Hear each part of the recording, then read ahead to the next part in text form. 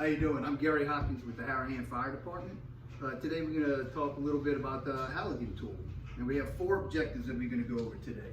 The specifications of the tool itself, why we use the tool, the maintenance of the tool, and the safety aspects regarding the use of it.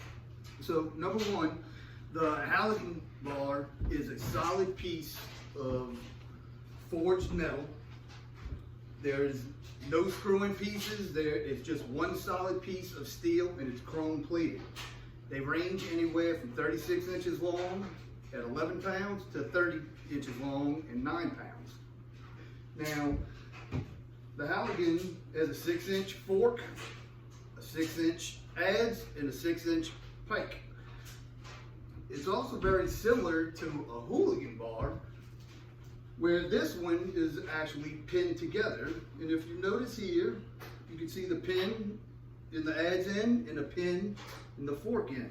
The fork end on a Halligan bar is actually a little bit longer than it is on a Halligan.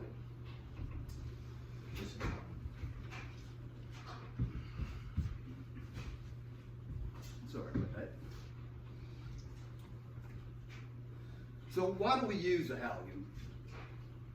As a firefighter, Halligan is one of your best friends. We use it for prying things open. We use it for purchase points, ripping stuff down, pulling sheetrock. It's a very versatile tool. But it does have its limitations, and it needs a friend. And that's why a lot of places carry either a flathead axe or a sledgehammer or a maul married with it. It's also known as the commercial irons. As you can see, when it's locked together, it's carried and stowed real easily, and it's accessible, and it's easy to move around in a fire situation. You can use the Halligan. We're using it as a purchase point. We can jab the pike end here. Say we're trying to force a car hood open so we can access the fire in the hood. You just punch a hole with this and then pry it up. The whole point of this tool is to gain some sort of mechanical advantage, whether it be a door, piece of metal, whatever. When we are carrying and inspecting this tool, what we're doing, number 1, we're looking for cracks. Any sort of crack, the tool is now out of service. And if you're using it for leverage and you're bending on it, it's going to snap and you can potentially injure yourself. Number 1 person you need to take care of when on scene is you yourself first, right? We also, while inspecting, are looking for burrs that are on it. And that's just pieces of metal. It's almost like a ball that's on it. All we need to do is file it down with a file that's specifically designed for filing metal. If you try to use a wood file on it, you're just going to tear it up. You also don't want to use any sort of mechanical power on it, because there's a chance that you can remove the chrome finish that'll lead to rusting, or you can superheat the metal and soften it.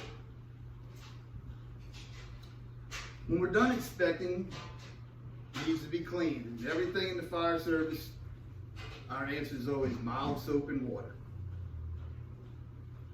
After we finish washing it, it should be thoroughly dried, and then we're going to apply a thin sort of oil on it just to keep it from rusting. So as you can see, this one was not done so good, and it is starting to rust, but this is also a cheaper version. Lastly, we're going to talk about safety.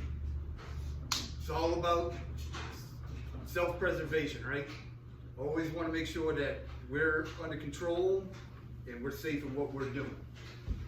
So when we're using a Halligan, think about what you're using this tool for and what sort of environment that you're working in. Bare minimum, you want to have a helmet on, eye protection, and gloves.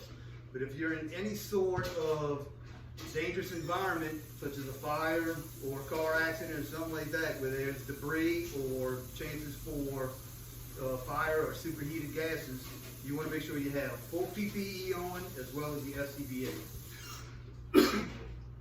using it, you always want to check your surroundings before you go prying on anything. Number one, is there another means of access that we can have? Is a door unlocked, a window unlocked, before we just go breaking down things? Secondly, we want to make sure that there's nobody else in the way, whether it be pedestrians or other firefighters. Because sometimes when you're prying on stuff and it gives, there's a chance that you can go falling into somebody else and injury. Always make sure that it's the right tool for the job.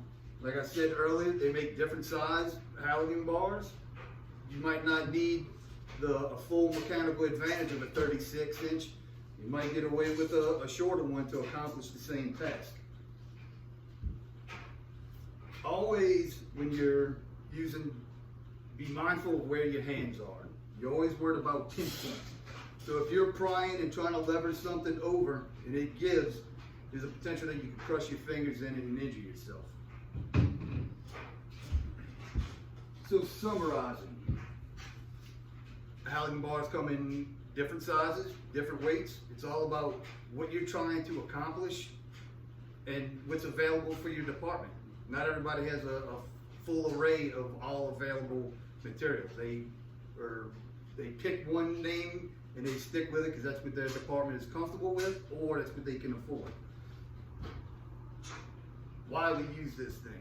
This is, for me, my irons are my best friend. I like to carry them everywhere I go. We use it for prying things. We use it for forcible entry. And we use it for purchase points. A tool is only going to be as good as we care for it and maintain it. Nothing in the fire industry is cheap. We have to make sure that once we get our hands on stuff, that we take care of it for as long and the best of our ability. And lastly, everything that we do, we should be safe at what we do and how we do it. Just be mindful of that you have your proper PPE on according to whatever kind of environment that you're in. Make sure that you are having the correct tool for the job, for whatever it is you're trying to accomplish. And watch your fingers, boys. You always gotta watch them. We're gonna take a short quiz real quick, and then we're gonna do our peer and, our student evaluations.